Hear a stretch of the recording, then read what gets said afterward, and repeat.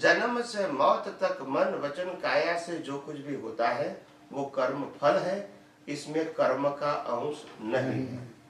मैं रिपीट करता हूं, ध्यान से सुनो, प्लीज पे अटेंशन। जन्म से मौत तक मन वचन काया से जो कुछ भी होता है वो कर्म फल है, वो रिजल्ट है, कर्म नहीं है, एग्जाम नहीं है। समझ में आया? एक साइड मैंने बता दिया, गोल गोल नहीं चाहिए। जहां रिजल्ट है वहां एग्जाम नहीं है, जहां एग्जाम है उस समय रिजल्ट नहीं है उसका। समझ में आ गया? तो लाइन ऑफ डिमार्केशन आ गई। अभी मैंने सिंपल बता दिया कि जन्म से मौत तक मन वचन काया से जो कुछ भी होता है वो रिजल्ट है।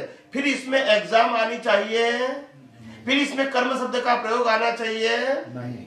समझ बोलते नहीं है नहीं।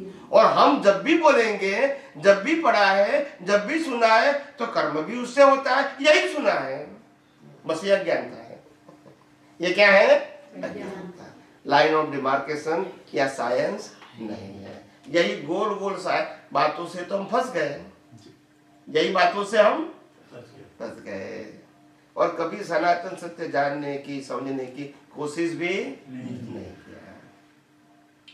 तो कर्म सब्जेक्ट अलग है, life is only for suffering, वो कर्म फल है, उसमें चॉइस नहीं है। फल का मतलब होता है फर्ज ज्ञान, यू हैव टू सफर।